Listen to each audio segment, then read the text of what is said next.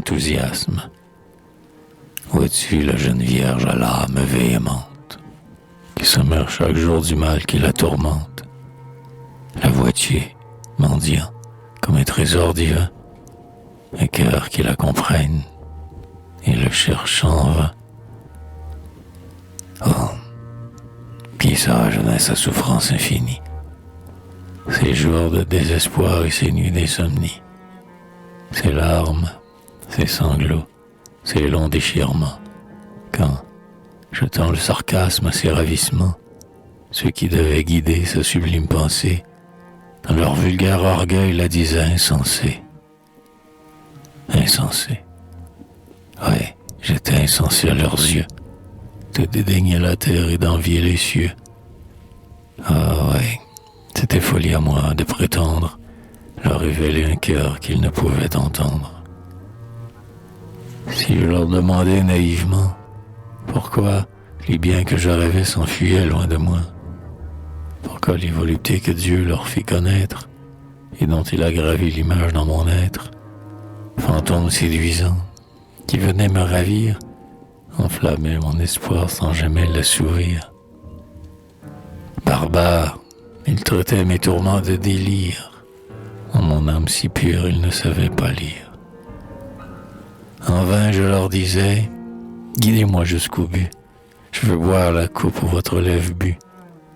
Parlez, je braverai les ronces de la voix qui mènent à l'oasis où vous goûtez la joie. Contre une heure d'amour, de pure volupté, j'échangerai ma vie et mon éternité. Car je croyais alors, dans ma candeur novice, à la réalité de leur bonheur factice. Je ne soupçonnais pas que leur sourire forcé, sous un masque riant, cachait des cœurs glacés. Mais eux, soit qu'effrayés de mon ardeur avide, soit que de leur néant ils sentissent le vide, si je parlais d'amour, de gloire et d'amitié, ils secouaient la tête et riaient de pitié. À m'instruire, parfois, quand ils daignaient descendre, alors mon âme aussi ne pouvait les comprendre. Nos sentiments luttaient dans d'éternels combats.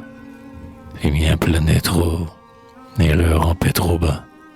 Pour eux, la gloire était le succès d'une brigue, l'amour, la vanité de quelque obscure intrigue, l'amitié, le lien d'un pacte d'intérêt qu'ils formaient sans plaisir et brisaient sans regret. Non, je n'ai pas compris ces êtres qui végètent et qui devraient subir les mépris qu'ils nous jettent. Âme sans énergie, esprit où tout est faux, étroits dans leur vertu, étroits dans leurs défauts, dont l'égoïsme et l'or sont les seules idoles, qui n'ont pour sentiment que de vaines paroles, que des mots sans pensée, idiomes impuissants, qui n'a jamais rendu ce que mon cœur ressent. Comme au tronc desséché s'étiole la branche, près d'eux se consumait mon âme ardente et franche. Libre par la pensée, esclave dans leur fer, que de tourments cette âme en secret a souffert. À cet enthousiasme auquel on doit un culte, il prodiguait toujours le dédain et l'insulte, et, torturant mon cœur pour le faire plier, à leur destin vulgaire ils voulaient me lier.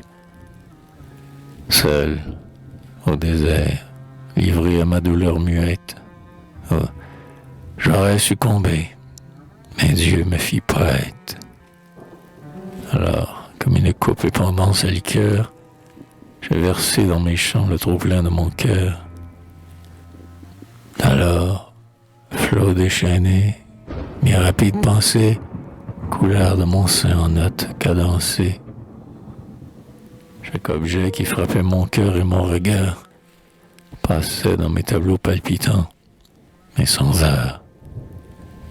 Hymne improvisé, écho d'une âme libre, où tout ce que je sens se réfléchit et vibre. Là sont venus mourir mes rêves les plus chers. Là, j'ai laissé ma vie empreinte dans mes vers.